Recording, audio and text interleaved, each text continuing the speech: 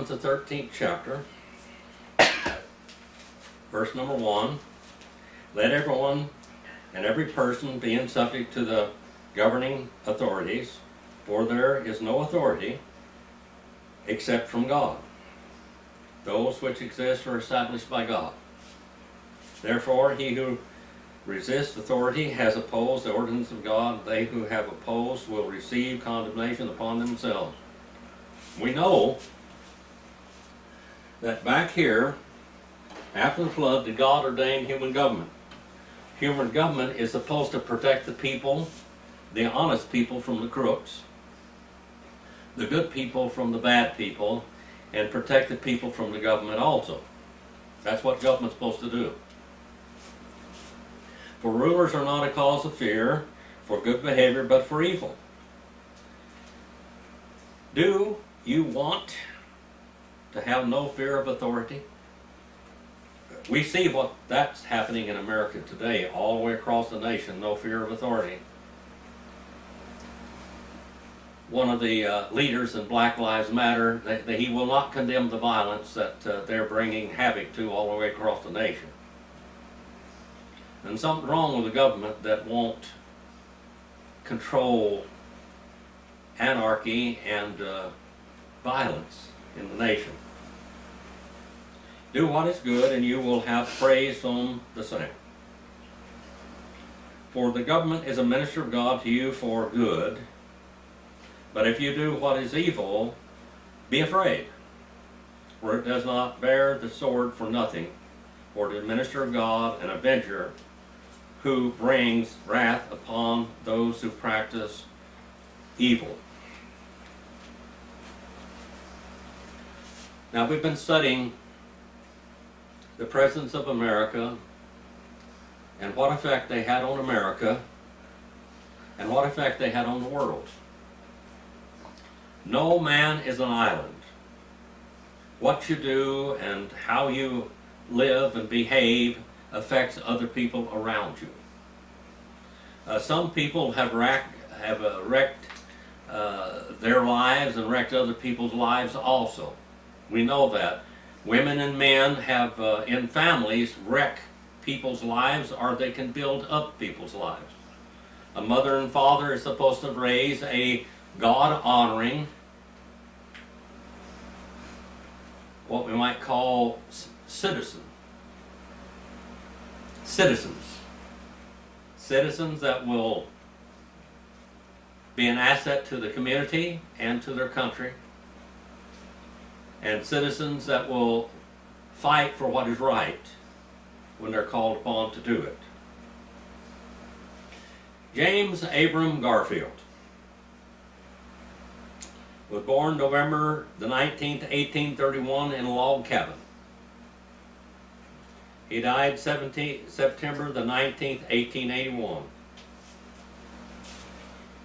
He was a very patriotic person. You might call him a radical Republican. And of that time, a radical Republican were like the radical Democrats today. They were basically the same people. He was a member of the Ohio State Senate from the 26th District in office, January the 2nd, 1860 to August the 21st, 1861.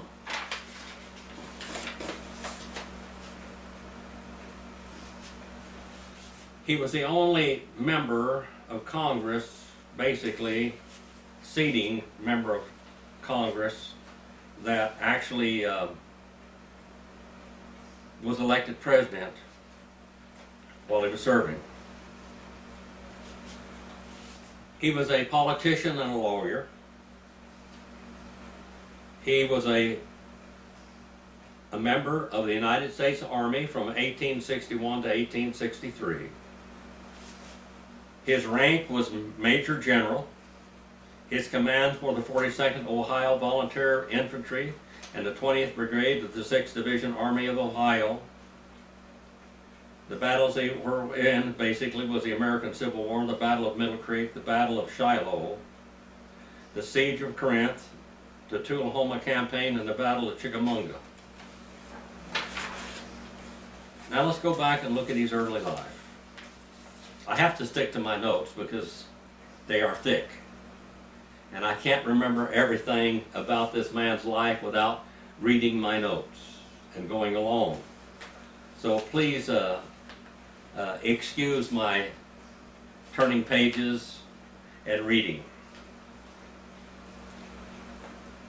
James Abram Garfield, not Abraham, but Abram Garfield, was born the youngest of 5 children in his family on November the 19th, basically in wintertime nearly, in 1831 in a log cabin in Orange Township near what is now Moreland Hills, Ohio. It had been in the Western Reserve until 1800. Garfield's ancestors were from New England. His ancestor, Edward Garfield, immigrated from Hillmorton, Worcestershire, England to Massachusetts around 1630. James' father, Abram that is, had been born in Worcester, New York, and came to Ohio to court his childhood sweetheart, Mehitabel Ballou. But he found out she'd already got married. So he decided to marry her sister, Eliza, who had been born in New Hampshire. James was named for an older brother that had died in infancy. Around 1833, Abram and Eliza Garfield joined the Church of Christ. Now we go into church history. Now, Alexander Campbell started the Church of Christ. He had been a Baptist. He had spoke out. He was an educated man in Greek and in Hebrew. He basically joined the Baptist ranks against pedo-baptism, and that's baby baptizers. After a while, Alexander Campbell basically went astray doctrinally. He started preaching baptismal regeneration and a very holy life after baptism, and you had to go to church or you went to hell again. I mean, it's a very strict group of people, the Church of Christ are, and very limited and narrow-minded in their thinking. Now, this shaped James Garfield's life. Abram was his mother's favorite child, and he remained close with his mother all of his life. She remarried, his father had died, and she remarried in 1842, but soon left her husband, Warren Belden, or Alfred Belden. At that time, when a woman left a husband, it was scandalous, absolutely scandalous. But she was finally awarded a divorce in 1850, and James took his mother's side in this divorce. Belden died in 1880, and James Garfield noted in his diary a great satisfaction that man had died. Garfield used to listen to his mother tell him stories about his ancestors, and how that in Wales that his great-great-grandfathers and his ancestors had served as knight of Caerphilly Castle, a knight. Garfield was poor and he was fatherless. Now I can tell you what it feels like to be fatherless. My father was killed when I was 2 years old, and I remember that very well. I remember his death, his funeral, etc. I mourned for him. Even though we were not close. I lived with my grandmother and grandfather, but when my father came home, which was not real often, he was a victim of post-traumatic stress disorder from World War II. And he was pretty wild, ended up being killed in 1949. Anyway, I missed him. And I wanted a father really bad. I'd look at a man and I'd just look at him and I'd think it was my father. Little boys do that. My mother got married again soon. Then she got married again, and she got married again, and she got married again until finally she married this first much outlaw, Dale Otto Remley. But that man taught me everything that I knew, and he raised me. He taught me to do anything, basically. We moved up here to Fish Lake Valley. I was a welder, a plumber, a farmer, a carpenter, a veterinarian, a doctor, everything that in life that you do, he taught me how to do it. And it has served me well all of my life. I just didn't go to his escapades of outlawry. Garfield was mocked by his children, or by his other children in school and in his neighborhoods. And he just escaped that by reading every book in the library he could put his hands on. And I know how that feels because I did the same thing. I read every biography, autobiography, and history book in the library in Fish Lake Valley and in Fairfax School near Bakersfield. He finally left home at 16 in 1847, and he was rejected by every ship port in Cleveland.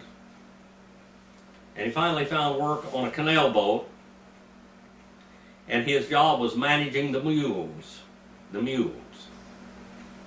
that pulled the canal boats. He had only been there 6 weeks working, and he became very ill. And he had to go home with jaundice, probably some sort of hepatitis or whatever. And during his recuperation with his mother and a local education official, now he didn't have much schooling, but he had learned a lot from reading. He wanted to learn, but he never had time because he had to work. The official got him a promise to postpone his return for the canals for a year, taking care of the mules, and go to school. In 1848, he joined the Yaga Seminary in nearby Chester Township. Garfield later said of his childhood, "I lament that I was born to poverty and that I did not have a father." That's very, very important for a boy to have a father. I can tell you that. He said, 17 years of my life have passed before I got any inspiration at all. But when he went to school, he was inspired. A boy without a father, and a boy with a father with enough wealth to guide him to higher education.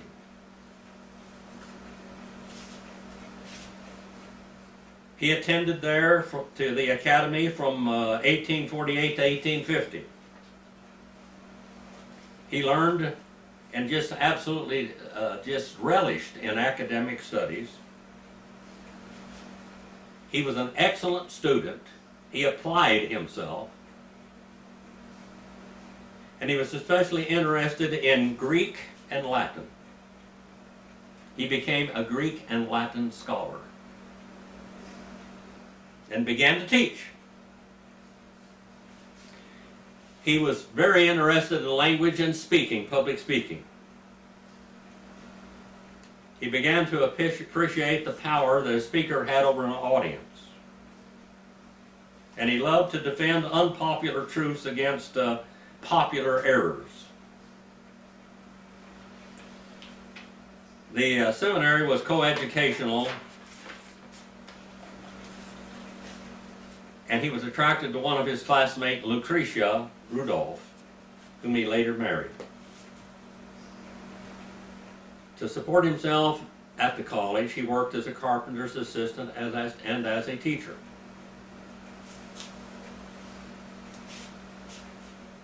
He did not like the need to go from town to town to teach or to politic for a job. He hated it. He called it place seeking, which he says was the law of my life at that time. In later years, he absolutely astounded his friends by letting positions pass by that all he had to do was go do a little politicking to get. Garfield attended church there more to please his mother than to worship God, but in his late teens underwent a religious awakening. He got saved. He got an experience with God, personally experience with God.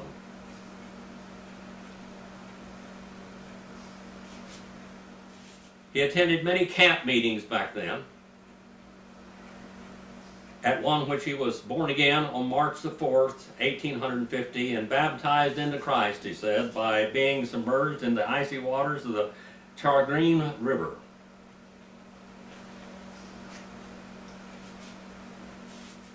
He worked after leaving the college, he worked for a year at various jobs, including teaching. And finding that some of the New Englanders worked their way through college, he said, well, that's what I want to do. I want to work my way through college and get a degree. He had to prepare for his examinations, and he passed them. From 1851 to 1854, he attended the Western Reserve Eclectic Institute, later named Hiram College, in Hiram, Ohio, a school run by the disciples. Again, these are the church. He was most interested in the study of Greek because the Bible, New Testament, was written in Greek. And of course the Old Testament Hebrew scriptures were translated into the Greek Septuagint, so he was very interested in this. He secured a position of janitor to work himself through the school.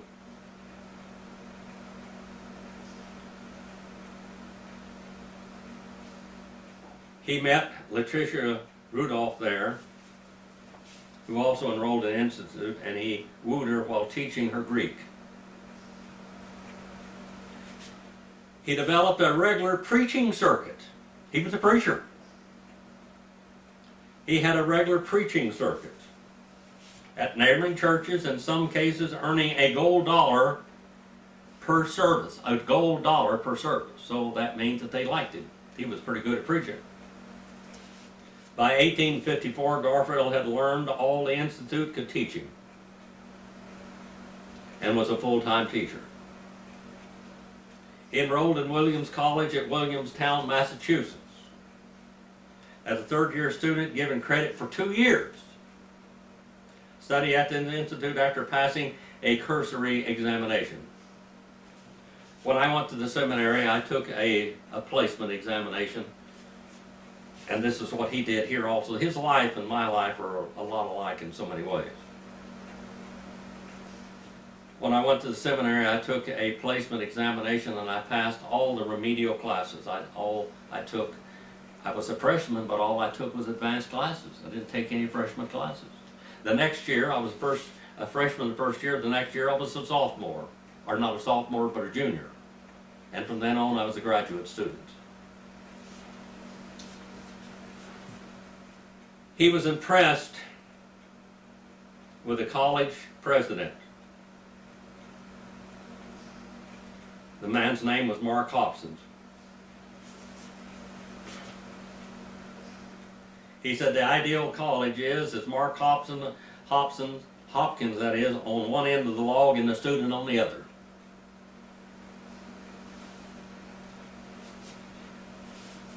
Hopkins later said that there was a large general capacity applicable to any subject that this man wanted to study. he could eat it up. He said there was no pretense of genius at all, but he was a genius.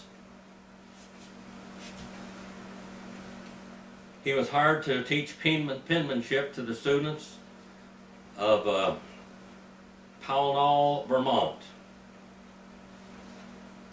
a job previously held by Chester A. Arthur, another future president of the United States.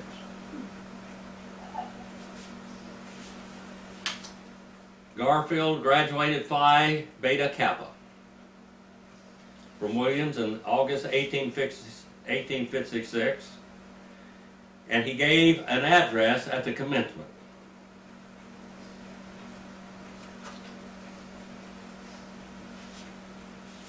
He was an unsophisticated Easterner, or Westerner, they said, and yet he fit in well with these Eastern, what they might call intellectuals.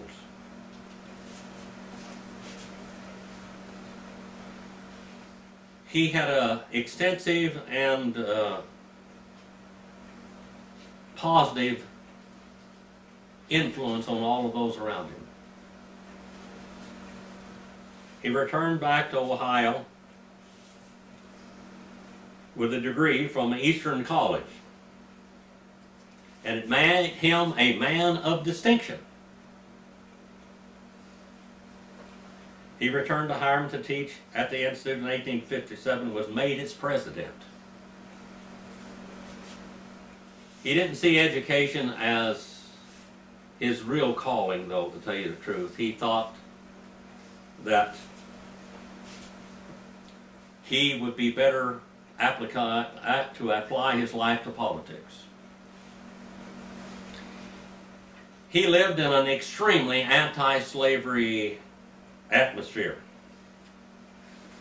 and began to realize that politics were probably his future life. He married Lucretia, and they had 7 children. 5 of the 7 children survived their infancy.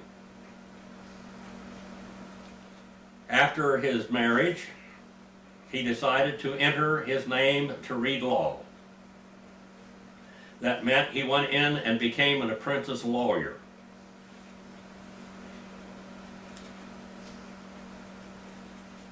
Robert Gallatin Riddle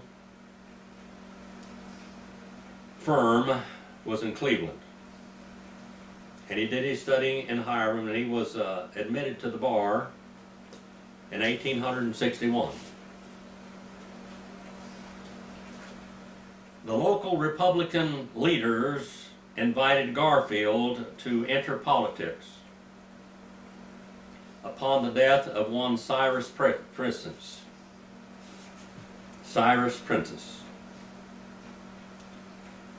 He was a nominee for the local state Senate seat. He was nominated by the state convention, and he was elected, serving until 1861.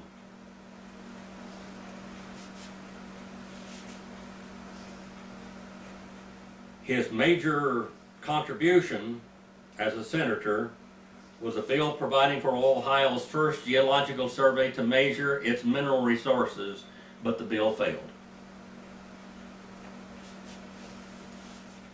Now we have a problem. A man that had propagated and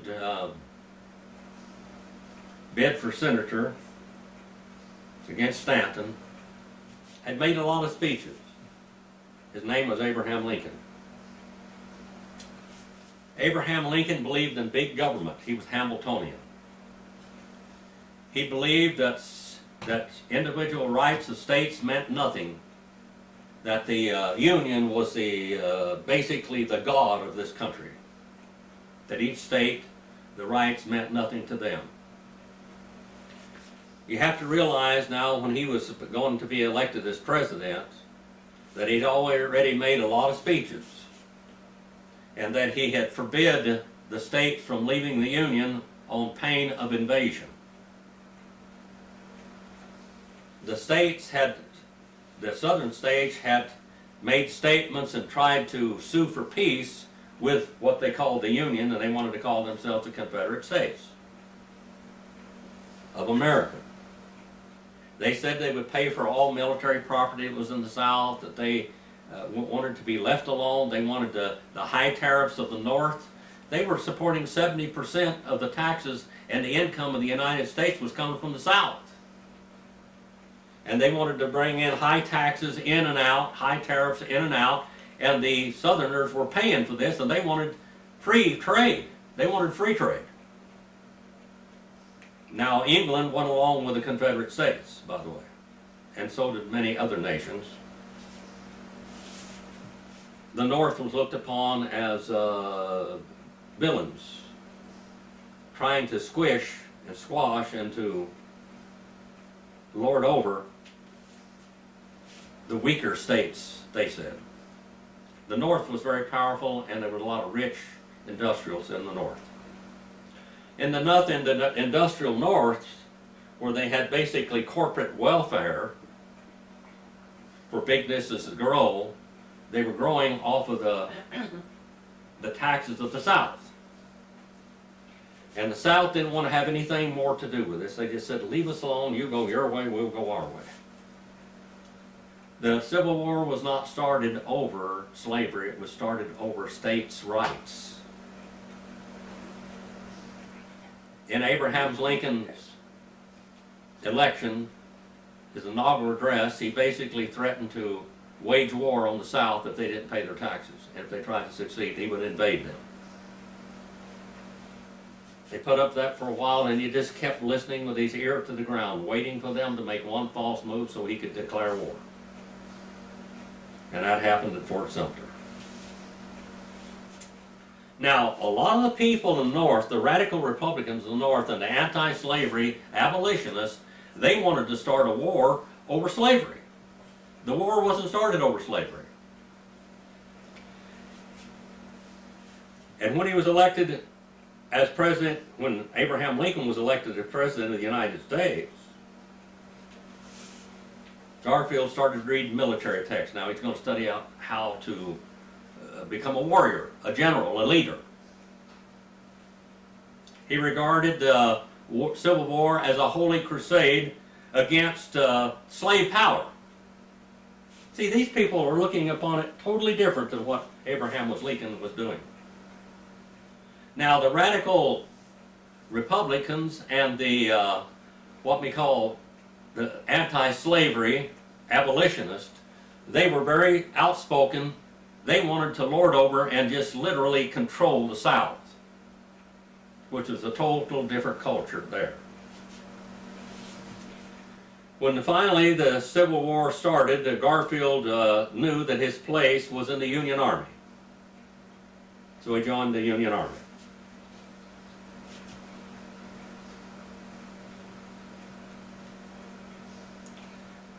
Now, he wanted to go to war. But Governor William Dennison requested that Garfield defer his military ambition to remain in the legislature for a while, where he helped to appropriate and raise funds to equip Ohio's volunteer regiments. Garfield spent the spring and early summer on a speaking tour of northeastern Ohio, encouraging enlistment in the new regiments. He finally made a trip to Illinois to purchase muskets. Garfield then returned to Ohio and in August 1861 received a commission as a colonel in the 42nd Ohio Infantry Regiment. The 42nd Ohio existed only on paper. The Ohio Regiment existed only on paper. There was nothing to it. It was not there yet. So Garfield's first task was to build his 42nd Army, his 42nd Regiment. He started recruiting many of his neighbors and former students in college. He traveled to Camp Chase outside of Columbus, Ohio to complete his training. And in December Garfield was ordered to bring the 42nd to Kentucky, where they joined the Army of Ohio under Brigadier General Don Carlos Buell. Buell assigned Garfield the task of driving Confederate troops out of eastern Kentucky. Give him the 18th Brigade for his campaign, which besides his 42nd included the 40th Ohio Infantry and 2 Kentucky Infantry regiments and 2 cavalry units. They departed and went to Gatlinburg, Kentucky in the middle of December in the Battle of the Big Sandy River.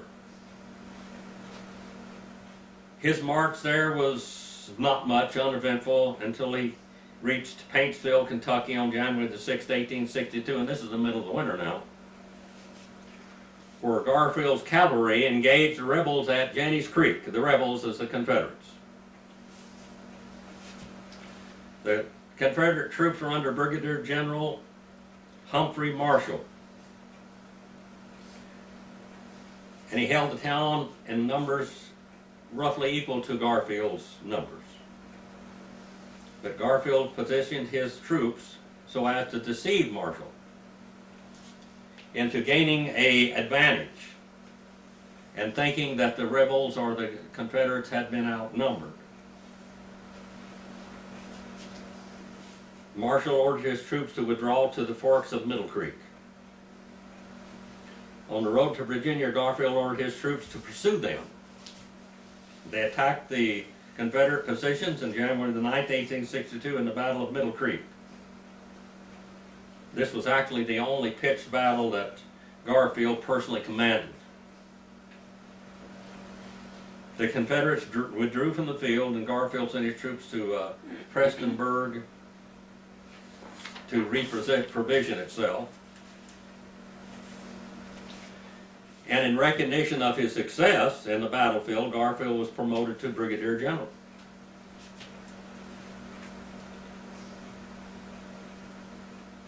After Marshall's retreat, Garfield's command was the sole remaining Union force in eastern Kentucky. Now, he did something unusual here.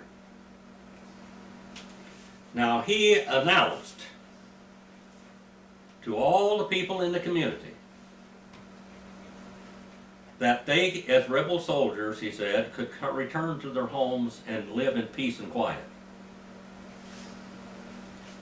and would remain loyal to the Union. He would allow them to just go, whatever. Now, remember, the Union Army would begin to destroy towns and farms and people's civilian lives and civilian property, which was basically an unusual act of war. That's what we call total war. The South did not do that. In repercussions for that, Bill Anderson and William Quantrell, went in and burned some towns and some farms. But nothing compared to what Sherman and what later would happen all through the South.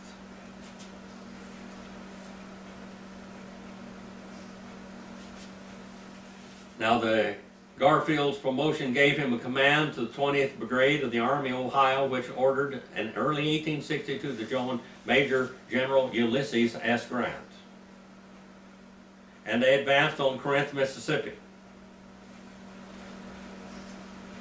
The Confederate forces under Albert Sidney Johnston surprised Grant's men in their camps, driving them back. Garfield's troops got word of the battle and advanced quickly, joining the rest of the army on the second day to drive the Confederates back across the field and into retreat. The action was later known as the Battle of Shiloh. The Battle of Shiloh, one of the terrible skirmishes that took place, one of the bloodiest battles in that war up to date. Garfield, in person, was exposed to fire day and night, but escaped uninjured.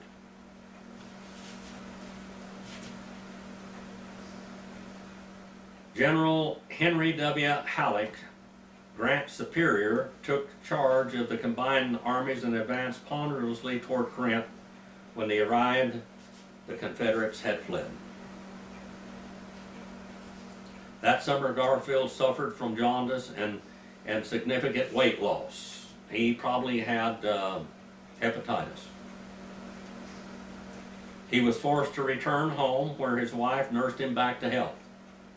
Now, by the way, I don't know whether you know this or not, but sometimes wives followed their husbands in the war effort, and they cooked for them. Did you know that? Mm-hmm.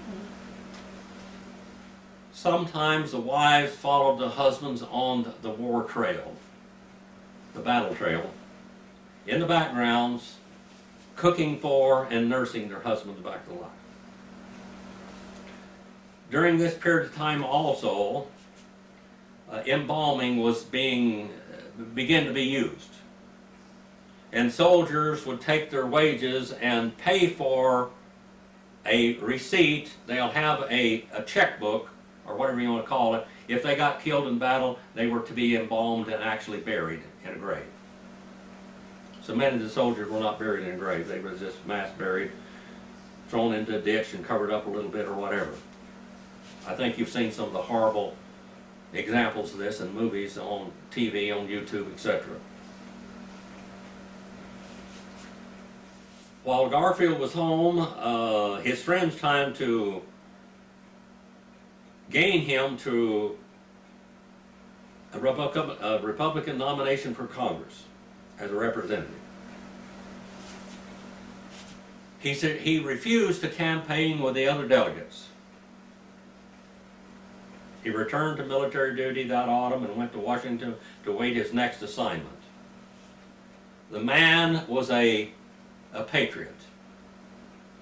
He may have been on the domineering side and sometimes what is considered the wrong side, but he did it with an absolute patriotic spirit, wanting to free the slaves.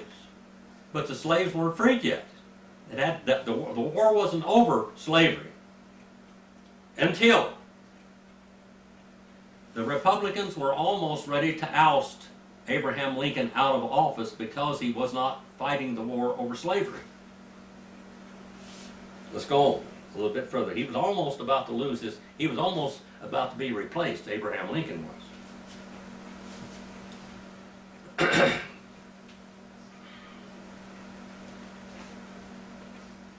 During that period of time, he was supposedly having an affair, but his wife just overlooked it, whether it was true or not, period. He began to study the military actions, and he began to say, this guy did this wrong, this guy did this wrong, this guy did that wrong. And then he was introduced to a man by the name of William S. Rosecrans, Major General.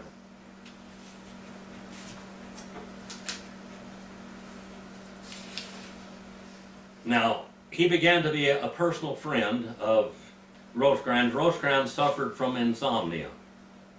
And Rosecrans was a very educated man. And when he would not sleep at night, he would get Garfield and they would talk about everything under the sun. And he said, here I am out in the middle of this war, and I have a mental, intellectual equal that I can talk with. This is great. They had voracious appetite for conversations. He said that Garfield was the first well-read person in the Army that he had ever met. Their discussions ran deep into the night, and of course that might have been 12 o'clock, you know, or 11, 10. People went to bed at 6 o'clock at that time, especially in the wintertime. Now, Rosecrans was a converted from the Methodism to the Roman Catholicism. Now, Methodists don't have much to offer, so it might have been a little easier to convert him to Catholicism. But they became very close friends, and the Church of Christ are a very arrogant, argumentative people. And talking to this close bosom friend, Rosecrans, his, what we might call, narrow view of the Christian faith softened to some extent.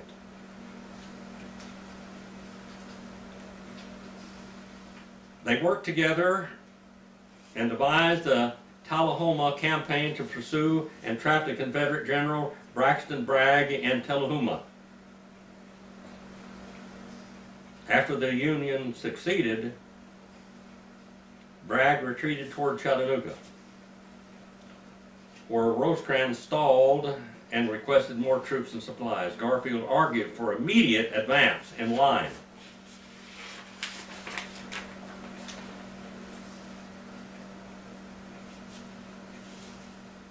After they had a council of war, finally Rosecrans agreed to attack. The Battle of Chickamauga, September the 19th, 20th, 1863. Confusion among the wing commanders over Rosecrans' orders created a gap in the lines, resulting in a rout of the right flank. Rosecrans concluded that the battle was lost and fell back on to Chattanooga to establish a defensive line. Garfield thought the army had held well, and with Rosecrans' approval, headed across the Missionary Ridge to survey the scene. Now, Garfield was a great general.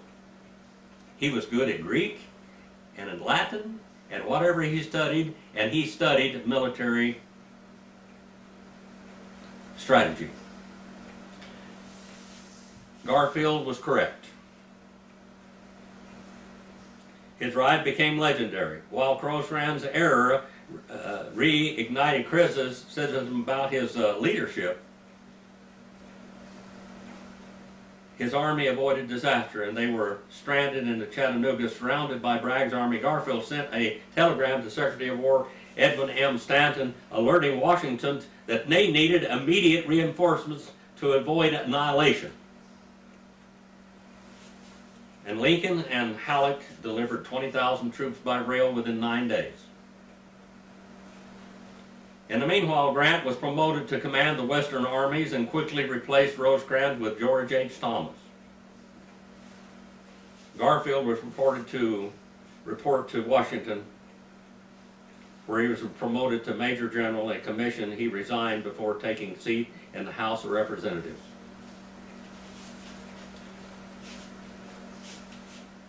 Grant and Garfield after that had a guarded relationship. He did not know why that he was not promoted and this other man was put there. Because he was right all the time. He was right with Rosecrans, he was right with all of the strategies that he had predicted in the battles, and why wasn't he allowed to be a general and go on and help in his what we call Holy War?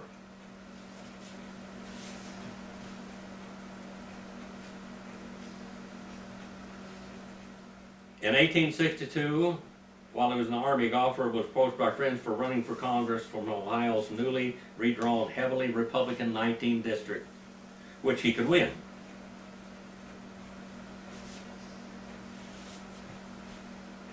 He was worried that he might get some obscure assignment.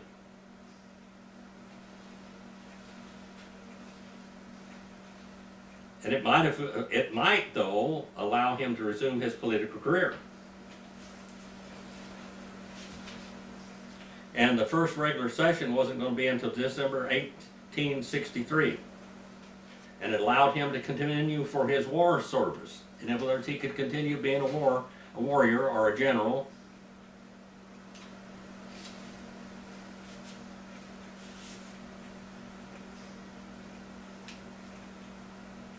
He refused to campaign for the nomination.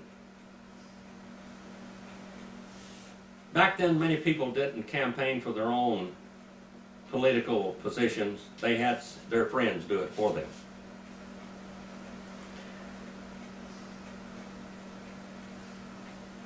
He was elected in the local convention on the 8th ballot in October 1863. After his nomination, Garfield was ordered to report to the War Secretary Edmund Stanton in Washington to discuss his military future. He met with Secretary Salmon P. Chase, who befriended him. He saw him as a younger version of himself.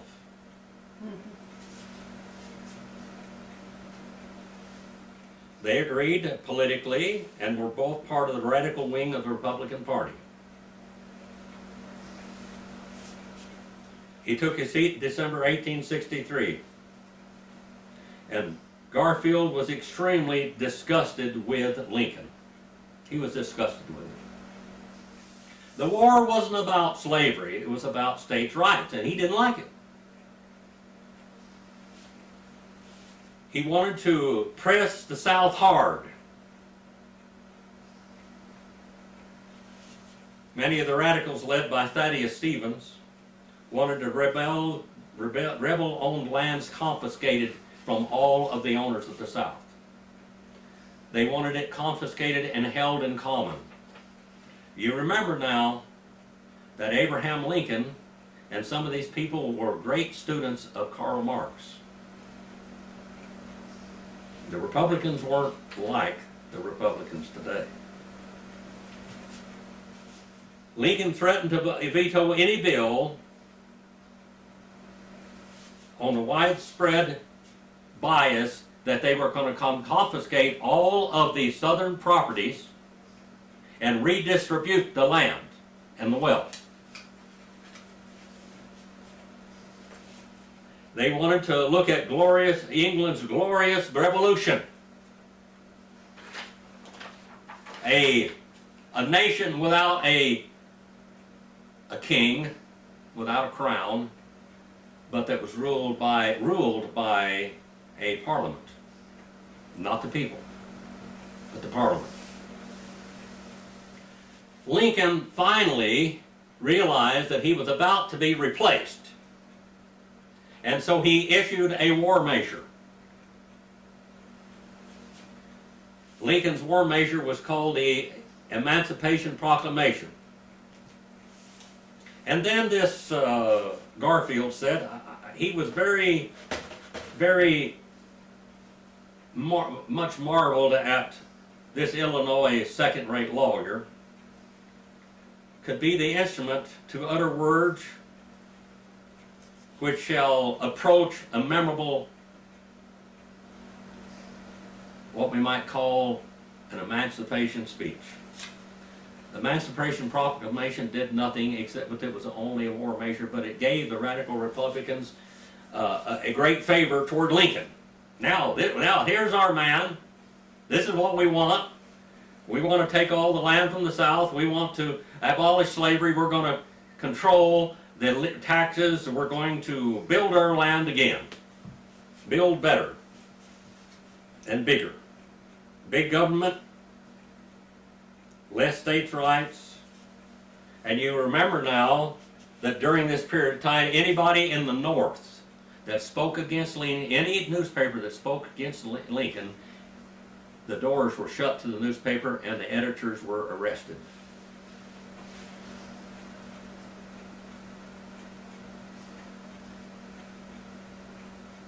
He completely nullified all of their rights.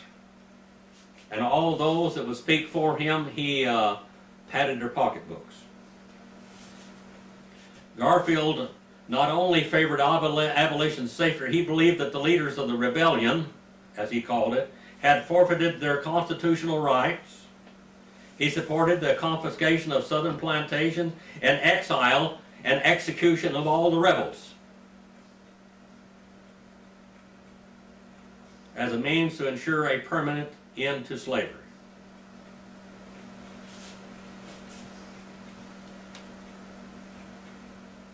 Garfield felt that Congress was obliged to take these measures to determine what legislation is necessary to secure equal justice to all loyal persons without regard to color. He was more supportive of Lincoln now. Matter of fact, all the radical Republicans were more supportive of Lincoln, because he made this war measure and he made this Emancipation Proclamation to stay in office, basically.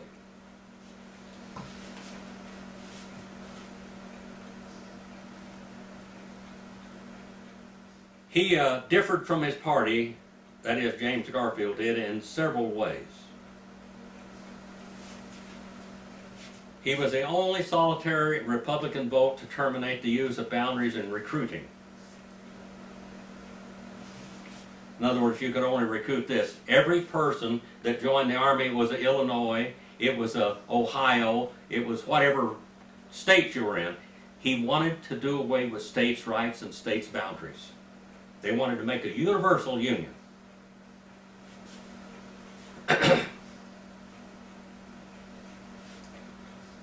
Some of the financially able people had bought their way out of the Civil War. A future president of the United States' father had bought himself out. He had got a substitute to fight for him in the Civil War. Teddy Roosevelt's father. Teddy Roosevelt looked down upon that. Many of Teddy Roosevelt's family had fought for the South and not the North also.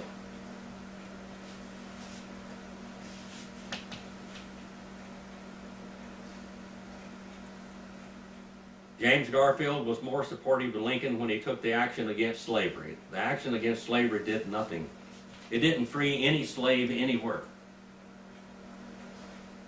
It only, supposedly, they were demanding that all the South turn its slaves loose. Nobody, no slave in the, there was still slavery in the North. And every factory had white slaves in it. Basically, you couldn't leave. Every child was a slave in a factory from 5 years old above, and then above, if he lived that long.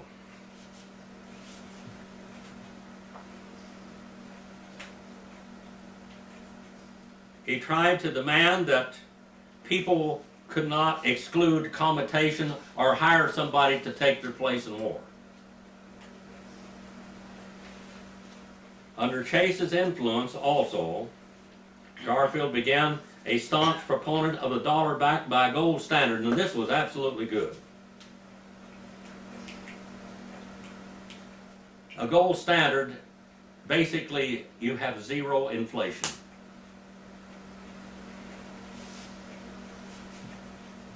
He's a proponent of the dollar backed by gold standard. He said that any paper money printed is a sin against the nation. It's fiat money. It means nothing. That money, if a dollar is printed, a paper dollar is printed, it ought to be backed by gold dollar.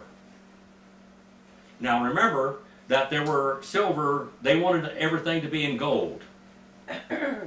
Later on, we find out that Franklin Roosevelt changed the gold standard to the silver standard because the Jewish people controlled the gold. And he told them, he said, if you don't do what I tell you, I'll strike new money. And so we have the silver standard. The greenbacks. Garfield voted with the radical Republicans in passing the Wade-Davis bill designed to give Congress more authority over Reconstruction, but it was defeated by Lincoln's pocket veto. Lincoln was not a radical Republican, neither did he believe that the slaves could be freed and let loose in America. They had to deport them, just like James Monroe had in Monrovia. They wanted to deport them someplace, give them a state within the United States in another country, like in the Caribbean or whatever, where they could have their own and have their own rule and rule over their own people, and that the people in the South would welcome any Negro, black person left in the South because he was a worker. If you get shortage of workers, then you take better care of your workers. Take a lesson from John D. Stetson when he set up the first medical supplement to his workers, the schools for their children, housing, etc., etc., etc., education. because he needed workers. Garfield wanted to promote Rosecrans as Lincoln's second running mate. But the delegates chose Andrew Johnson, the military governor of Tennessee, the only Democrat that stayed with the Union. Matter of fact, Andrew Johnson's own farm and plantations were confiscated by the southern states. Lincoln and Garfield both were re-elected. Now, Salmon P. Chase had become the Chief Justice, and his relationship with Garfield kind of distances himself. Garfield took up the practice of law in 1865 as a means to improve his personal fortune and finances. You know, when they went to war, it financially broke them in the North, and of course in the South they were devastated. Their land was confiscated so many times by banks and railroads.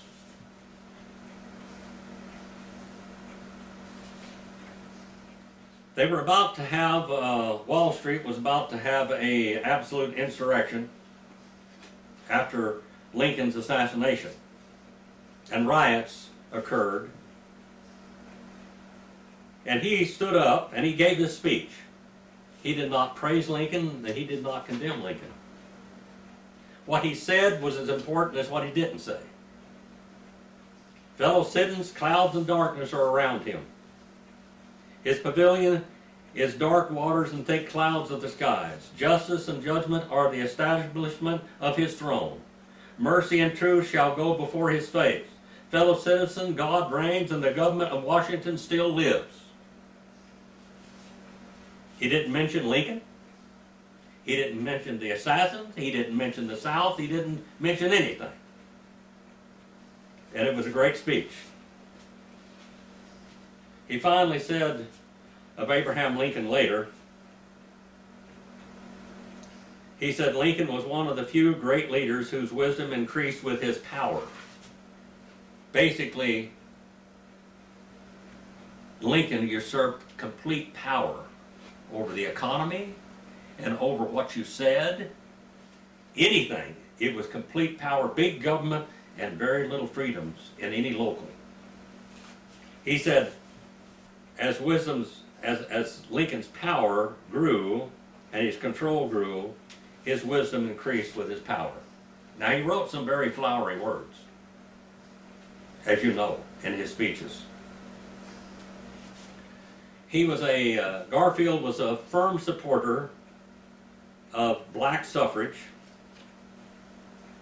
He had been of the abolitionist. But he admitted the idea of African Americans as whites and political equals gave him the shudders. Again, he said they need to be put someplace else where they can rule themselves, and not in the white society down there in the South. We're going to have a lot of problems down there.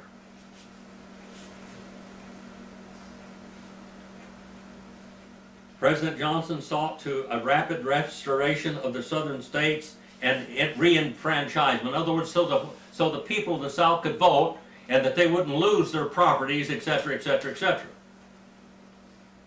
And Johnson even stated that he wouldn't mind allowing the plantation owners to conscript their former slaves for 1 year at a time, like he was. Andrew Johnson was a slave from the time he was 11 years old, or 10 years old, until he was 21, under subscription. He did escape. He tried to buy his freedom from his former owner. His mother had sold him into slavery. And he thought, just 1 year at a time, that a black person could go into voluntary servitude for 1 year at a time, so that they could stay on the ranches, the farms, the plantations where they had grown up and lived, and that the financial devastation of the South would be what we might call padded just a little bit, to a certain extent. Now, Garfield hesitatingly supported Andrew Johnson's, or in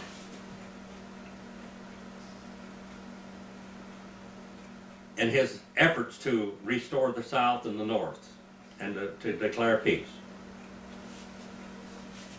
And then, because we had complete control by the Republican Party, nobody could vote in the South that was white, basically.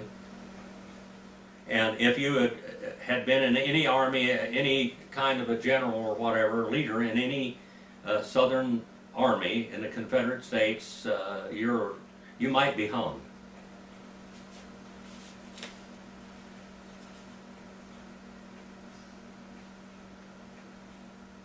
They all feared that Johnson, a former Democrat, might join with other Democrats to gain a political control of the South again. And they weren't willing to give the white citizens of the South, of the Confederacy, of what they called a rebellion, to infringe, in other words, allow them to vote again.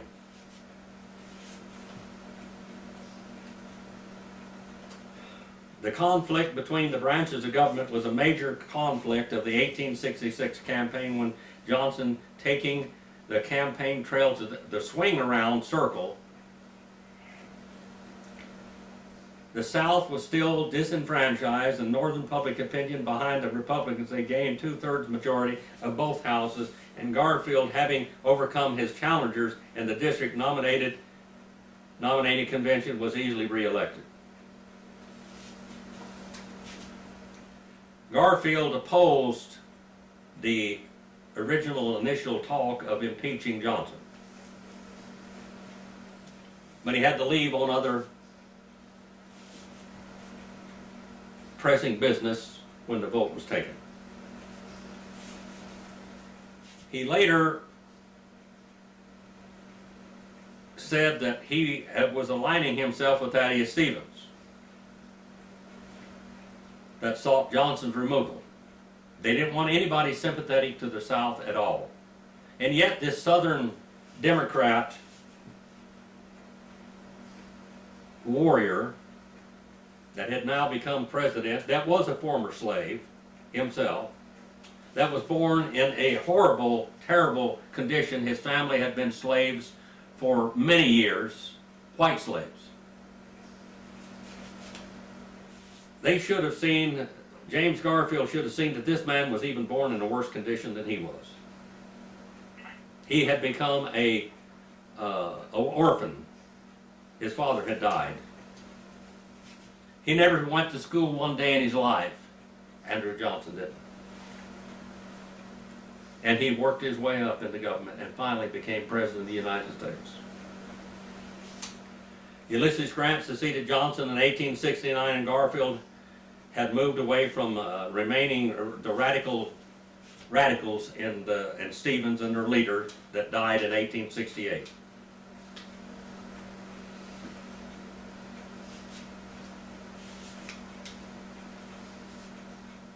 Throughout his career, Garfield favored the gold standard, decried attempts to increase the money supply through issuance of paper money not backed by gold, and later through the free and unlimited coinage of silver.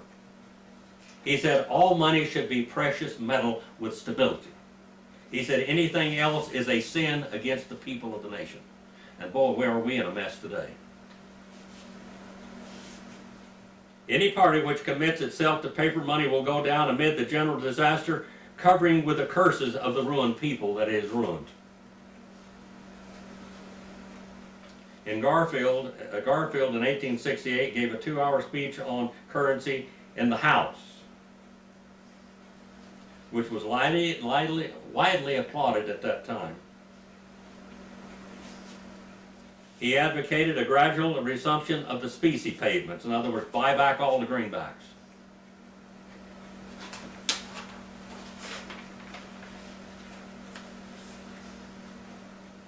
The tariffs had been raised high to high levels.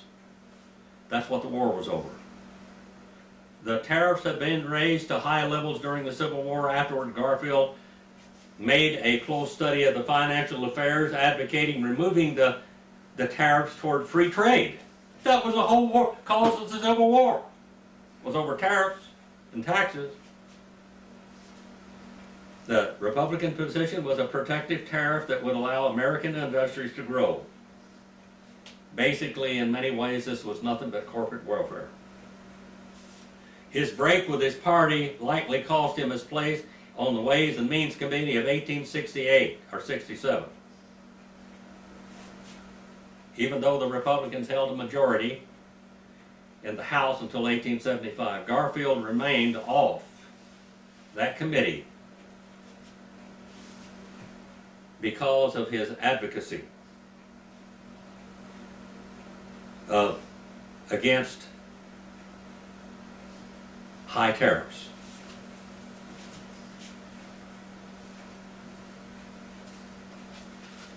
In 1870, Garfield, then chairman of the House and Banking Committee, led an investigation into the Black Friday gold panic scandal.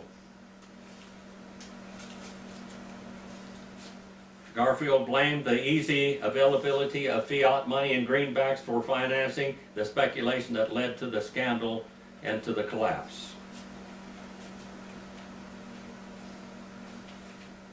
Garfield was not enthused about Grant being reelected because of all the corruption in his administration.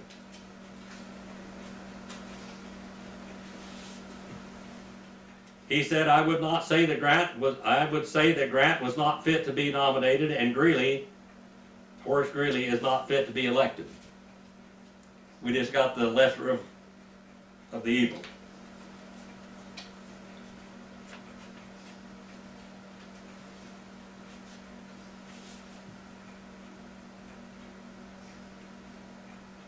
Scandals, and corruption throughout the Grant administration.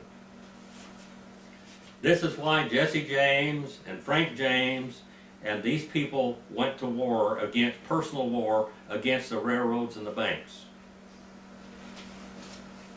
The railroads were just given free range where they went through the South, wherever they built railroads, and they took the people's property. And the banks controlled the property because they were financially strapped when the war was over, and the southern farmers were in great need, and the banks either confiscated their lands or else took out loans so high interest that they couldn't pay them back, and they would confiscate the land. The railroad scandals were great. The Union Pacific officers and directors secretly purchased control of the credit mobilier of American Company and then contracted with it to undertake construction of the railroad. The railroad paid the company's grossly inflated invoices with federal funds. This is corporate welfare. This is how the railroads got so strong. This is how the banks got so strong. This is how the industry got so powerful. And then the company was allowed to purchase the Union Pacific securities well below the market price. The credit mobilier allowed large profits and stock gains and distributed substantial dividends as a fraud. The high expenses meant Congress was called upon to appropriate more funds, and one of the railroad officials was controlled credit mobilier was also a Congressman, Oakes Ames of Massachusetts. He offered some of his colleagues an opportunity to buy credit mobile stock at par value, well below what it sold for on the open market. And the railroad got its additional appropriation from these senators.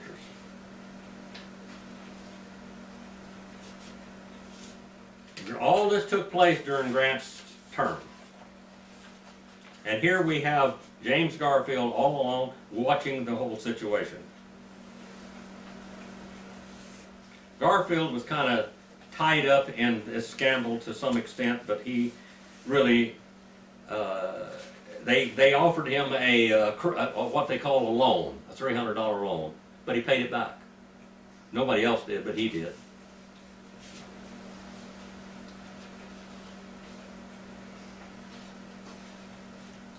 The Democrats took over the House of Representatives in 1875, and Garfield lost his chairmanship of the Appropriations Committee.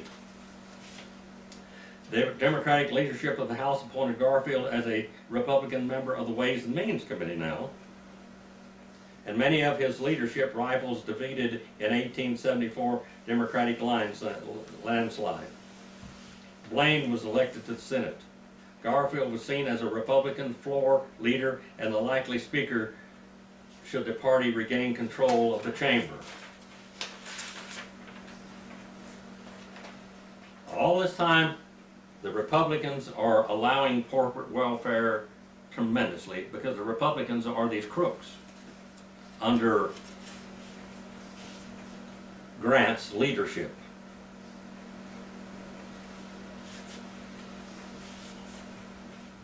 Grant forgiving to expanding the railroads and was an unjust practice, he said.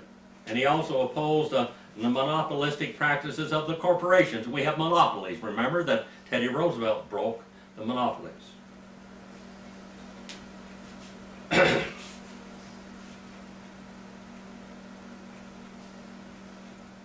He looked upon the workers' unions and supported the proposed establishment of the United States Civil Service as a means of ridding officials of the annoyance of aggressive office seekers.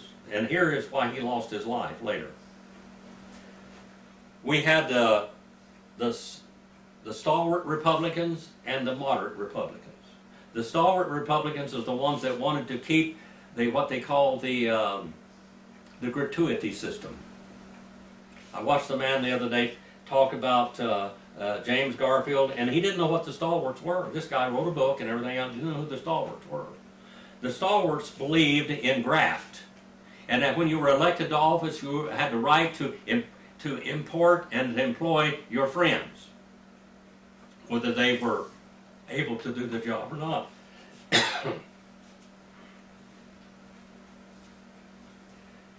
Garfield wished to eliminate the common practice whereby government workers, in exchange for their positions, were forced to kick back a percentage of their wages as a political contribution. Corruption, corruption, corruption.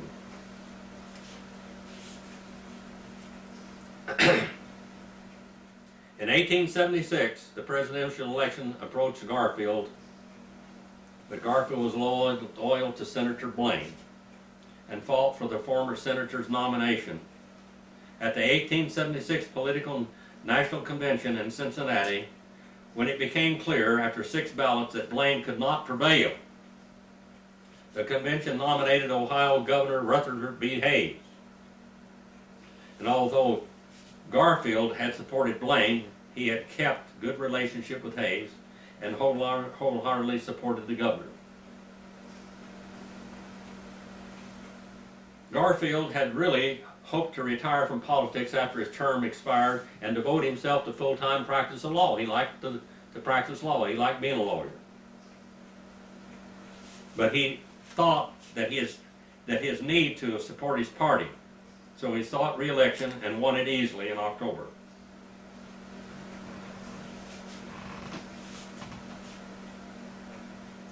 The celebration fell short. Garfield's youngest son, Nettie, fell ill with whooping cough, and shortly after the congressional election, his son died. When Hayes appeared to have lost the presidential election the following month, the Democrat Samuel Tilden, the Republicans launched efforts to reverse the result in southern states where they held the governorship: South Carolina, Louisiana, and Florida. If Hayes had won all of these 3 states, he would take the election by a single electoral vote. Now Hayes did. Actually, Tilden actually won the election by the popular vote, and only by a backroom deal was Hayes elected at all.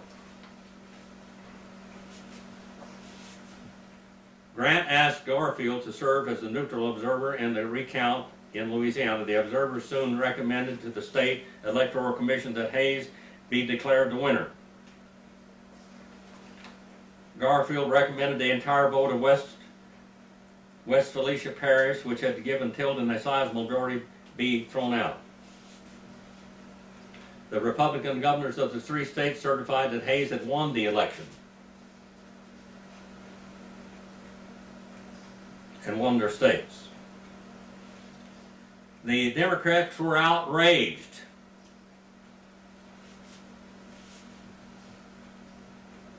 And Congress would be the final arbitrator. Finally, in a backroom deal, they voted to allow Hayes to win the election if he would remove all the troops from the South and stop the Reconstruction Act, which the Reconstruction Act was pure graft and absolute villainy in every statement for it. That's what caused the Ku Klux Klan to rise, was the Reconstruction, the corruption of it.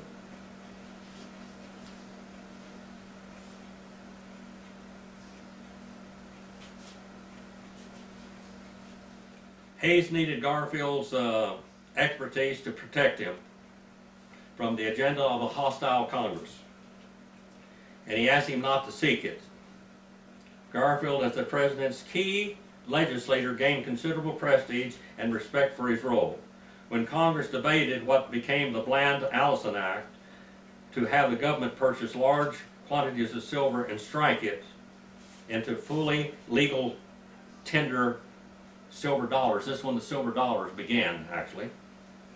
Garfield fought against this deviation from the gold standard, but it was enacted over Hayes' veto in 1878.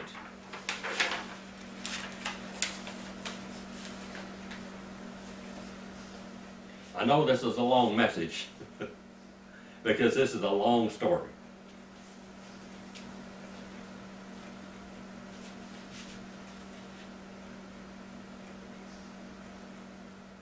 Hayes suggested that Garfield run for governor in 1879, seeing that it was a road he would likely put Garfield in the White House. Garfield preferred to seek election as a U.S. Senator,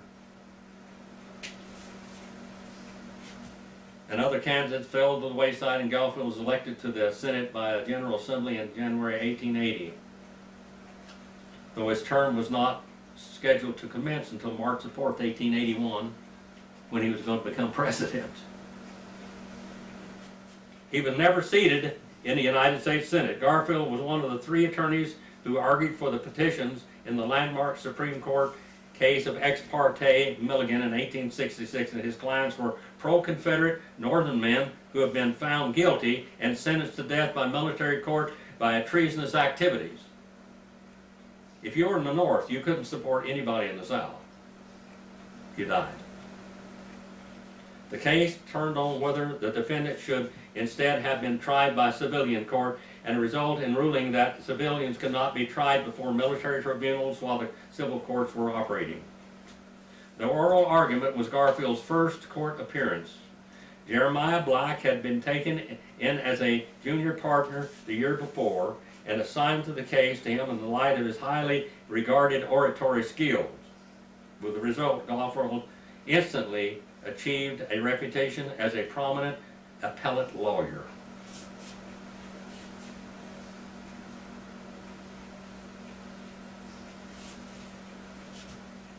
During Grant's term, Garfield had pursued opportunities in law, but declined a partnership offer, told his prospective partner was the intemperate and licentious reputation. James Garfield had high moral standards. He wouldn't work with anybody that was otherwise.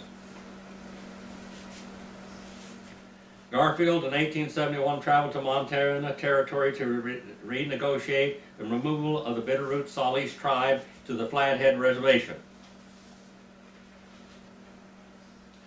He had been told that the people would be happy to move. They would just be happy to just leave their land and go to another place.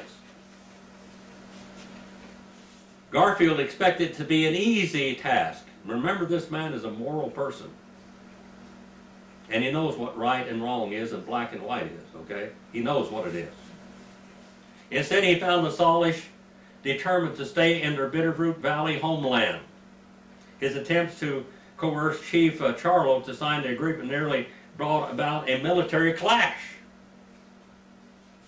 In the end, he convinced the two sub-chiefs to sign and move to the reservation with a few of the Salish people.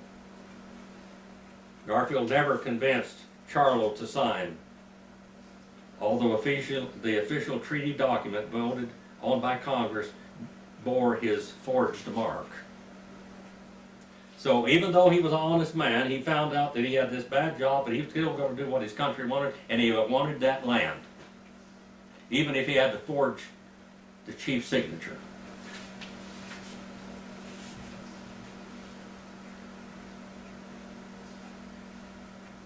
He was a great mathematician, Garfield was.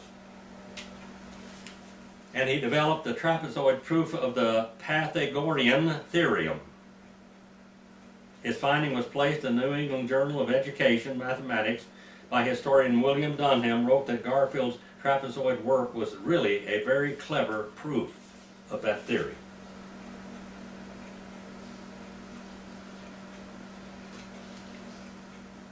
Garfield was very religious after his experience, and he was a member of the Disciples of Christ. His new, broader perspective was rooted in the devotion to freedom of inquiry and the study of history. The intensity of Garfield's religious thought was also shaped by part of his experience in combat and his interaction with his voters.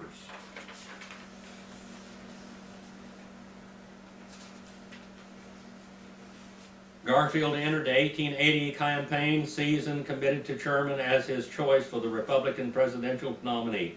That's Sherman, William Tecumseh Sherman, the wolf of the South that went through ravaged when Georgia howled as he went through burning and killing every man, woman, and child, and dog, and horse, and cow in sight.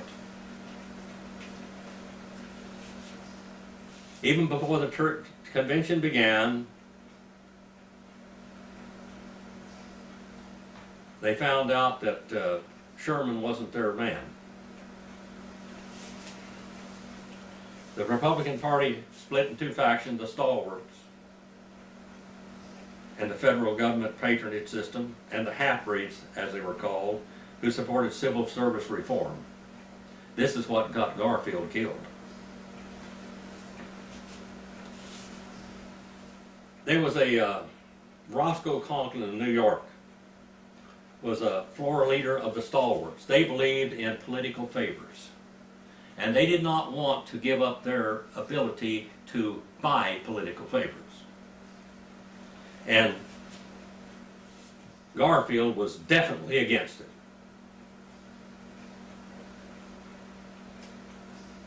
Conklin sought to expel these men from the convention.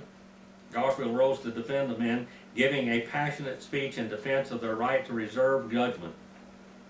The crowd turned against Conklin, and he withdrew the motion, and the performance delighted Garfield's boosters.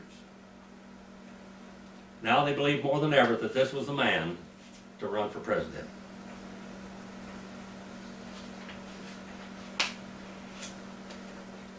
Garfield rose to place Sherman's name in the nomination.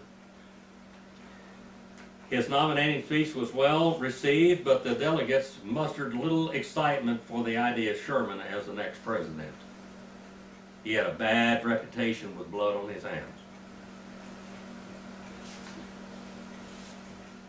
Now,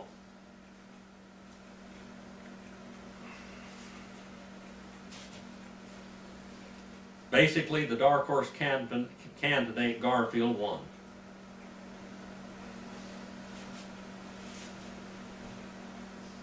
Garfield gained 50 votes in the 35th ballot, and the stampede began. Garfield protested to the other members of the Ohio delegation that he had not sought the nomination, but he got it. Chester A. Arthur, a member of Conklin's political machine, was chosen as vice presidential nomination. Here we have a stalwart, that's Chester A. Arthur, and we have James Garfield as the opposite side of the Republican Party. These are Republicans fighting with Republicans.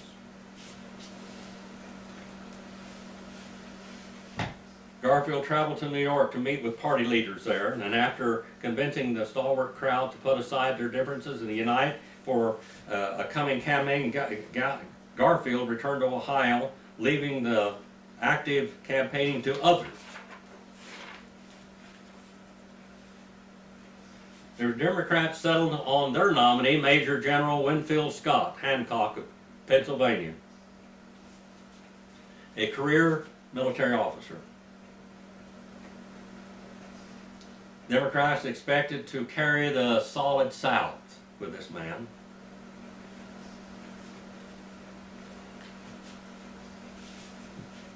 The Republicans, the rest of the campaign would involve a few close states, including New York and Indiana.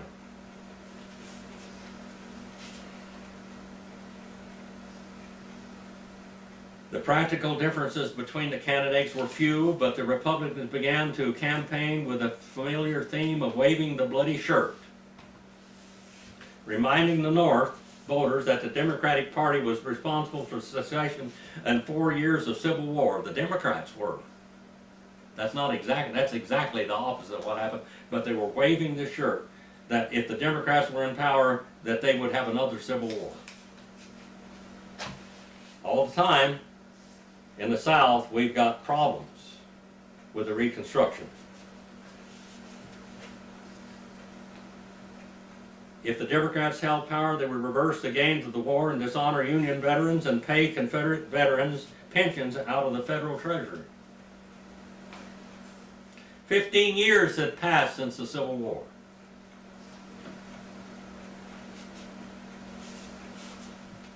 The Republicans switched tactics to emphasize the tariff, seizing on the Democratic platforms and call for the tariff for revenue only. Republicans told the Northern workers a Hancock presidency would weaken the tariff protection that kept them in good jobs. The tariffs are what caused the Civil War, remember. The tariff question is the local question, they said. The ploy proved effective in uniting the North behind Garfield.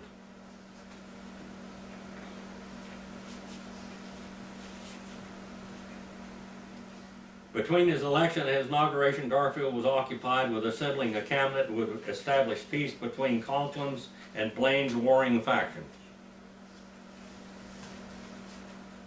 Blaine, as delegates, had provided much of the support for Garfield's nomination, and the Maine senator received the place of honor as Secretary of State. Blaine was not only the president's closest advisor, he was obsessed with knowing all that took place in the White House and was even said to have spies posted there in his absence. Garfield nominated William Wyndham of Minnesota as Secretary of Treasury, William H. Hunt, Louisiana, as Secretary of the Navy, and Robert Todd Lincoln, Abraham Lincoln's son, as Secretary of War. And Samuel B. Chase of Ohio as the Secretary of the Interior of New York was represented by Thomas LaMalle James of Postmaster General, etc., etc., etc. Distracted by his cabinet maneuvering, Garfield's inaugural address was not up to his typical oratory standards and skills. Garfield emphasized the civil rights of African Americans, saying, "Freedom can never yield its fullness of blessing so long as the law or its administrative places the smartest obstacle in the pathway of any virtuous citizen." After discussing the gold standard and the need for education, an unexpected denunciation of Mormon polygamy, the speech ended.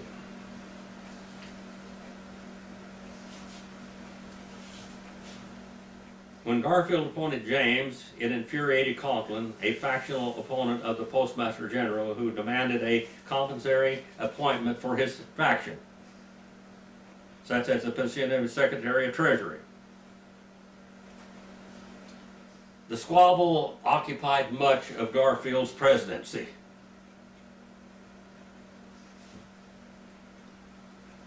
The feud with Conklin reached a climax when the president, at Blaine's instigation, nominated Conklin's enemy, Judge William H. Robertson, to be collector of the Port of New York. This was a prized patronage, positions below cabinet level.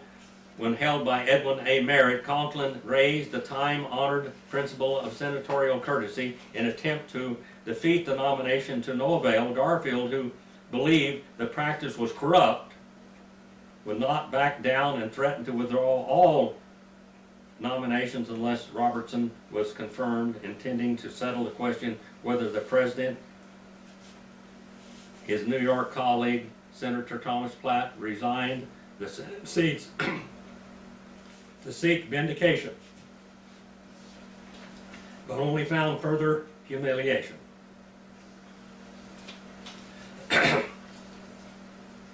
The victorious Garfield returned to his goal of balancing the interests of party factions, and then nominated a number of Conklin's stalwart friends to the offices.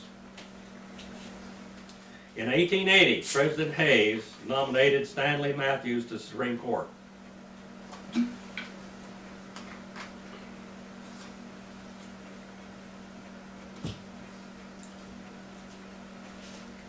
The Senate confirmed Matthews in the High Court by a vote of 24 to 23.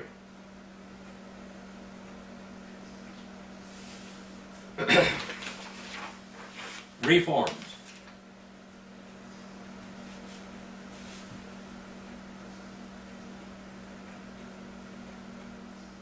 Grant and Hayes had both advocated civil service reform. By 1881, civil service reform associations had organized with renewed energy across the nation. Garfield sympathized with them, believing the spoils system damaged the presidency and distracted from more important concerns.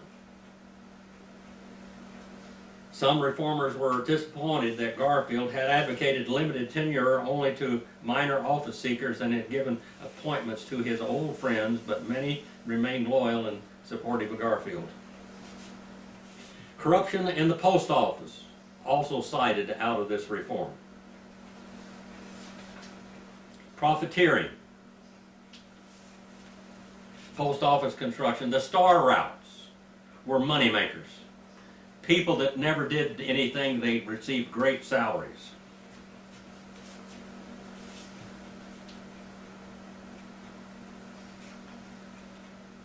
Finally, Garfield demanded Brady's resignation, Brady, resignation, and ordered prosecution that would end in trials for conspiracy. And when told that his party, including his own campaign manager, Stephen W. Dorsey, was involved, Garfield directed McVeigh and James to root out the corruption in the post office department to the very bone, regardless of where it might lead. Garfield believed the key to improving the state of the African American civil rights would be found in education and aided by the federal government.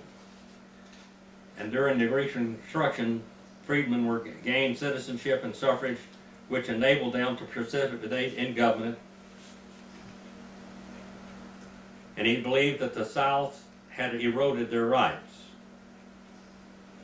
then that the blacks would become America's permanent peasantry. He tried to reform the National Department of Education, and he established public interest in the education of the African Americans. And he appointed several African Americans to prominent positions, one mainly Frederick Douglass. Recorder of Deeds in Washington, Robert Elliott, Special Agent to the Treasury, John M. Langston, Haitian Minister, and Blanche K. Bruce, Registrar to the Treasury. Garfield believed that support for the Republican Party could be gained by commercial and industrial interests rather than race issues, and to reverse the Hayes policy of conciliating Southern Democrats. He appointed William H. Hunt, a carpetbagger, a rascal, from Louisiana as Secretary of the Navy. To break the hold on the resurgent Democratic Party in the Solid South, Garfield took patronage advice from Virginia Senator William Mahone. And the biracial independent Readjuster Party, hoping to aid the independence and strength of Republicans there.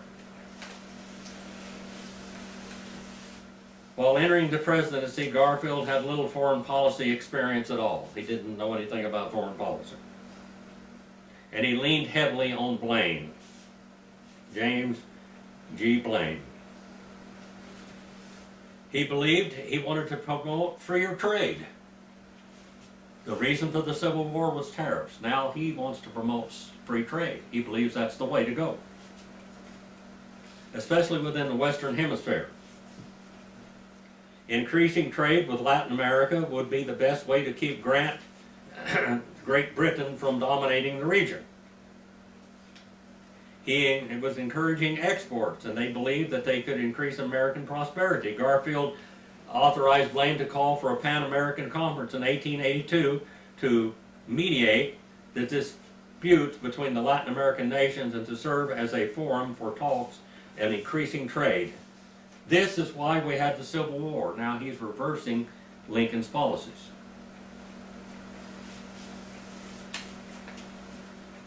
He hoped to negotiate a peace treaty in the War of the Pacific, then being fought by Bolivia and Chile and Peru. Blaine favored a resolution that would not result in Peru yielding any territory, but Chile, which by 1881 had occupied the Peruvian capital Lima, Peru, and rejected any settlement that would restore the previous status quo.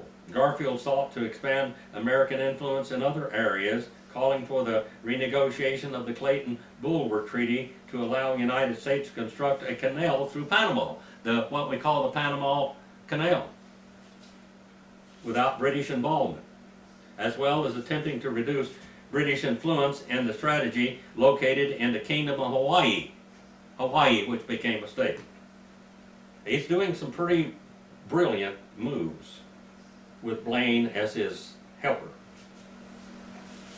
Garfield and Blaine's plan for the United States involvement in the world stretched even beyond the Western Hemisphere, and he sought commercial treaties with Korea and Madagascar.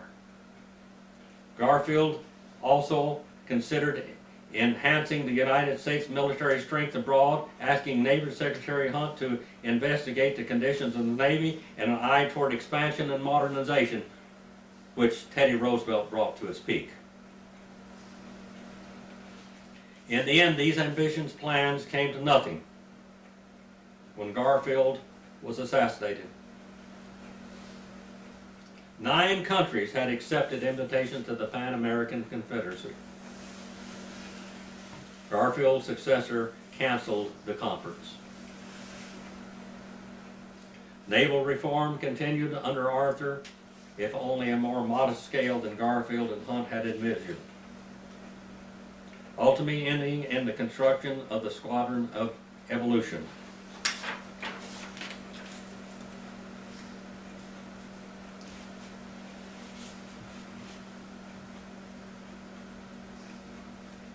One of Garfield's horrible, wearying duties was the seeking office seekers.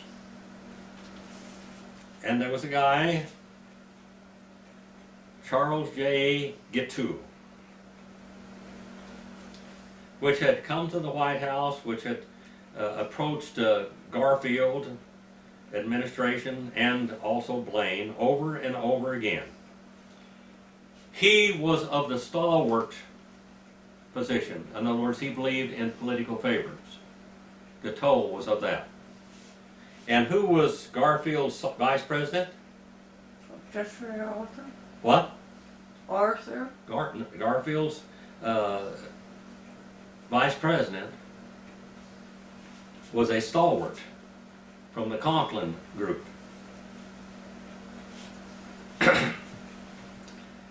Gatto kept pressing his claim, and Blaine told him he would not receive the position.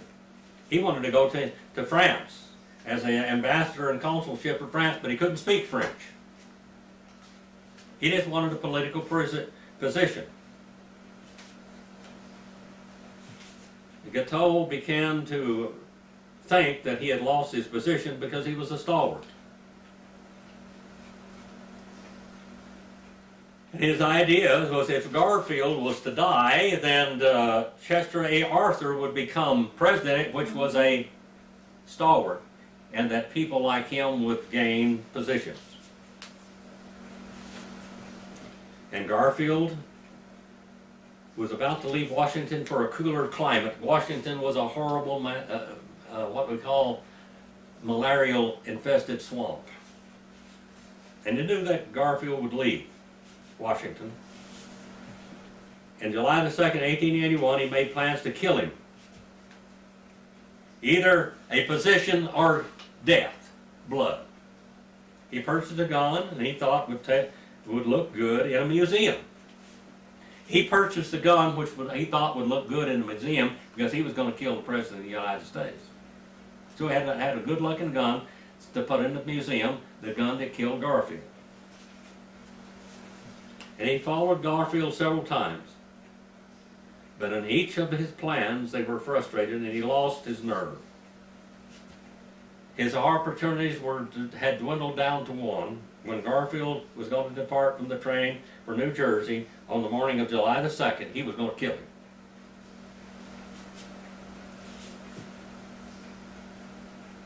Gatto concealed himself by the ladies' waiting room in the 6th Street station of Baltimore and Potomac Railroad, where Garfield was scheduled to depart. Most of Garfield's cabinet planned to accompany him at least part of the way, and Blaine, who was to remain in Washington, came to accompany him to the station and see him off. The two men were in deep conversation and did not notice Gatto before he took out his revolver and shot Garfield 2 times. Once in the back and once in the arm. He attempted to leave the station, but was quickly captured. He hollered when he shot Garfield that Chester A. Arthur will become president, a stalwart, and I'm doing this for the stalwarts. Robert Todd Lincoln was in the audience and was deeply upset because he saw his father's death 16 years earlier. Garfield was taken out on a filthy mattress, and he was inspected by doctors that had dirty hands. The European doctors had come to realize that cleanliness was a very great asset to a patient recovering from the hands of filthy surgeons and doctors. They used filthy cloths, and a doctor at that time, when they came in with their aprons on, the more blood and pus and guts they had on them, the better doctor they were, supposedly. And that's the people that handled the President of the United States.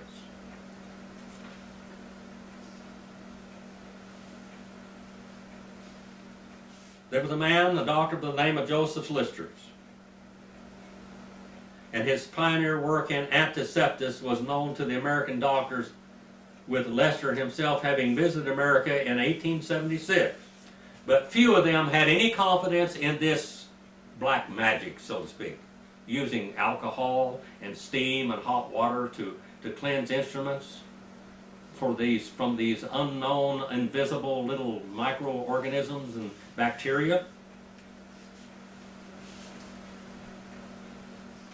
None of his advocates in America were among Garfield's treating physicians. Dr. Willard Bliss, a noted physician and surgeon and Bliss was an old friend of Garfield, and about a dozen doctors led by Bliss were soon probing the wound with unsterilized fingers and instruments. Garfield was given morphine for pain and asked Bliss frankly to tell him his chances, and Bliss put it 1 in 100. The wound was not fatal. The wound was not fatal. What was fatal was the doctors. Medical malpractice. Garfield got better, but they kept on wanting to take this bullet out of him. He had lost a lot of weight,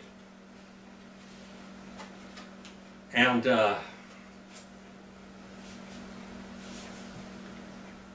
they took a message to him from Sitting Bull, the chief of the Ogallala Lakota. And he said to him, "My people are starving to death." And Garfield said, "Let them have my porridge. I can't stand it." That was a joke. "Send him my oatmeal." He said, "Let him starve first." He said, "Oh no, send him my oatmeal." He didn't have much compassion for the American Indian, did he? They got Alexander Graham Bell in there with a metal detector, and Bliss told him, "Go, the bullet is probably over here, go over here," well, where the bullet was, and then they started probing for the bullet. And it further killed him, basically. They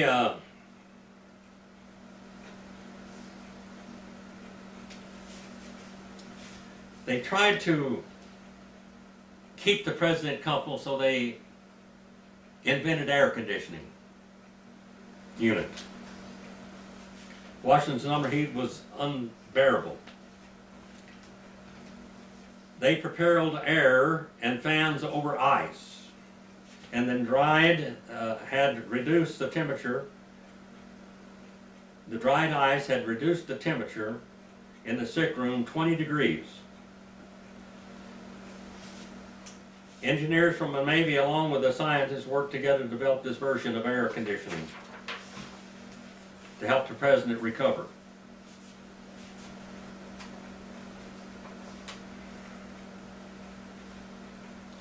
By July the 23rd, Garfield took a turn for the worse. His temperature increased to 104. His doctors, concerned by an abscess that had developed by the wound, operated and inserted the drainage tube. Initially it seemed to help, but they were working with filthy hands still. Everything they were doing was contaminating him worse.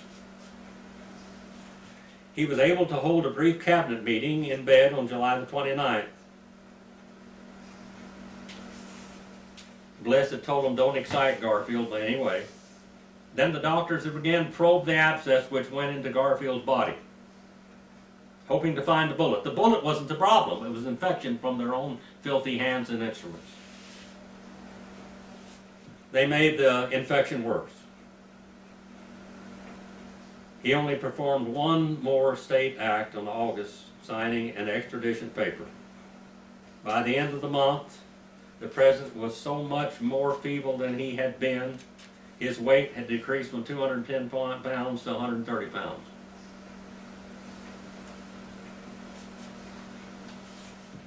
Garfield wanted to escape the hot, unhealthy Washington. In early September, the doctors agreed to move him to Elberon, part of Long Branch, New Jersey, where his wife and had recovered earlier in the summer. He left the White House for the last time on September the 5th, traveling in a specially cushioned railroad car, a spur line from the Franklin Cottage. A seaside mansion given over to his use was built in a night by volunteers. In one night it was built by volunteers. After arriving in Elberson the next day, Garfield was moved from the train car to the bedroom where he could see the ocean, as officials and reporters maintained would become a near-death watch, basically.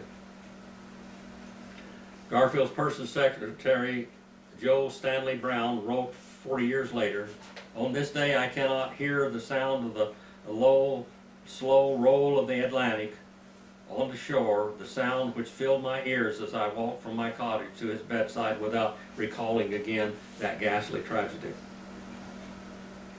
On September the 18th, Garfield asked Colonel A.F. Rockwell, a friend, if he could have a place in history, that is, and Rockwell assured him that he would. And he told Garfield he had much work still before him, but his response was, "No, my work is done." The following day, Garfield, by then also suffering from pneumonia and heart pains, marveled that he could not pick up a glass despite feeling well, and went to sleep without discomfort. He woke the evening around 10:15 p.m. complaining of chest pain in his chest. To his chief staff and friend, General David Swain, who was watching him, he placed his hand upon the breast over his heart. The president then requested a drink of water from Swain. After finishing the glass, Garfield said, "Oh, Swain, this terrible pain, press your hand on it." As Swain obligingly put his hand on Garfield's chest, Garfield's hands went up reflexively, clutching his heart, and he exclaimed, "Oh, Swain, can't you stop this? Oh, Swain." Those were Garfield's last words. They sent for Bliss, who found Garfield unconscious. Despite any effort to revive him, Garfield never woke again. He was pronounced dead at 10:30 p.m. local time, aged 49. Chester A. Arthur took the presidential oath of office administered by New York Supreme Court Justice John R. Brady. Chester A. Arthur was afraid to even go out in the public because of this man that had killed or had shot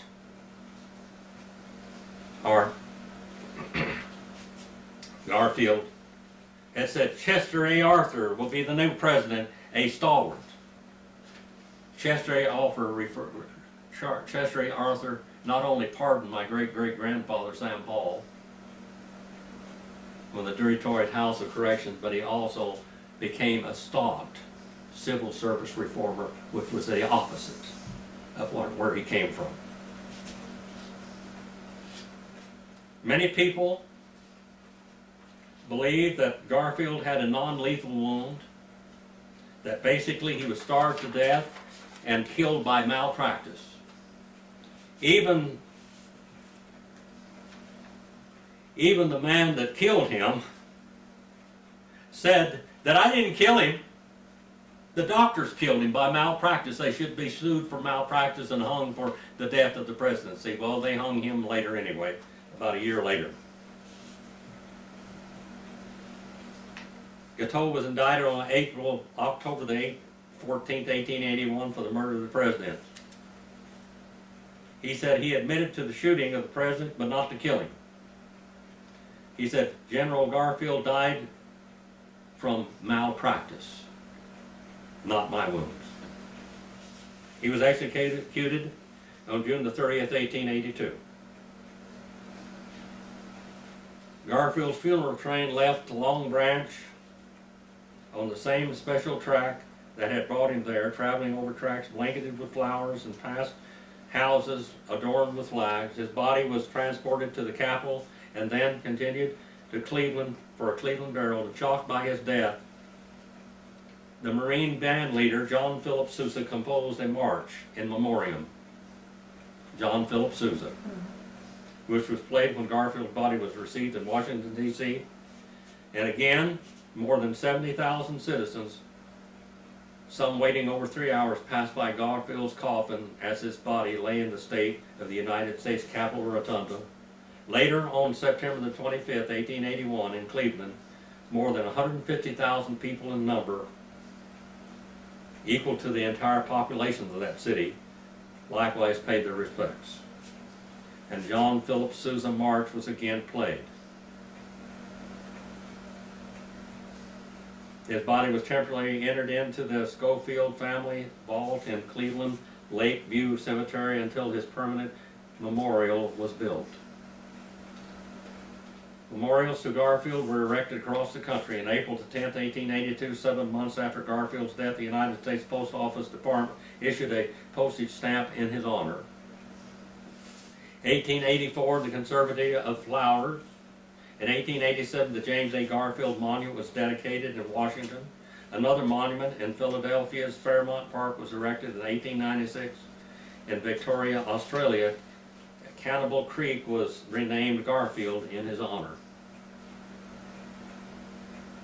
In May the 19th, 1890, Garfield's body was permanently entered with great solemn fanfare in the mausoleum in Lakeview Cemetery. Attending the dedication ceremony were former President Hayes, President Benjamin Harrison, and future President William McKinley. Garfield's Treasury Secretary William Wyndham also attended. Harrison said Garfield was always a student and an instructor, and that his life, works, and death would continue to be instructive and inspiring incidents in American history. 3 panels on the monument displays Garfield as a teacher, a Union major, an orator, and another shows him taking the presidential, and the 5th shows his body lying in the state of the Capitol Rotunda in Washington, D.C. Garfield's murder by a deranged office seeker awakened public awareness and need for civil service reform, and also a protection agency, a secret service.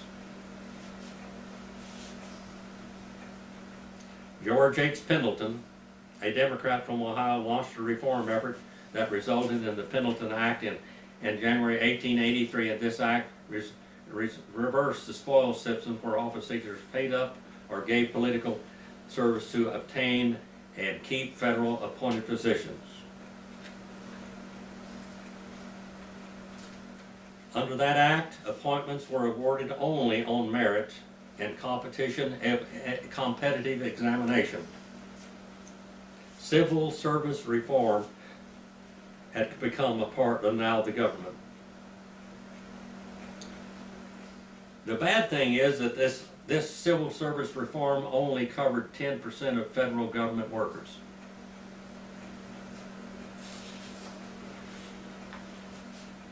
Arthur, previously known for having been a veteran spoilsman, civil service reform became his most noteworthy achievement. A marble statue of Garfield by James Newhouse was added to the National Statuary Hall collection in the Capitol in Washington, D.C., a gift from the state of Ohio in 1886. Garfield is honored with a life-size bronze sculpture inside the Chattooga County Soldiers and Sailors Monument in Cleveland, Ohio. On March the 2nd, 2019, the National Park Service erected exhibit panels in Washington to mark the site of the assassination of James Abram Garfield.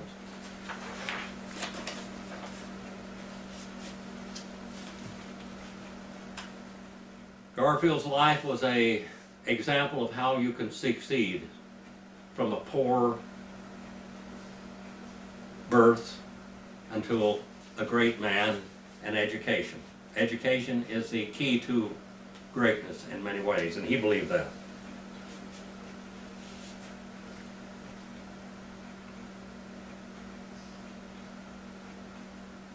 Labor leaders and scientists became heroes.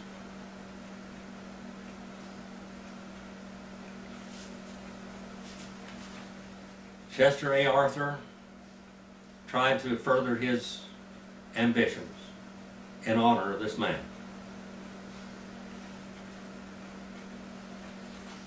One thing about him is he tried to do his best with what he could do.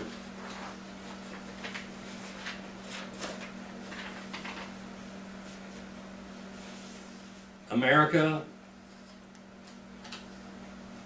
after Garfield, would become a nation of powerful forces, the very elite rich and the very poor. And this would not be changed until Theodore Roosevelt came on the scene. James Abram Garfield lived a short life, but a full life.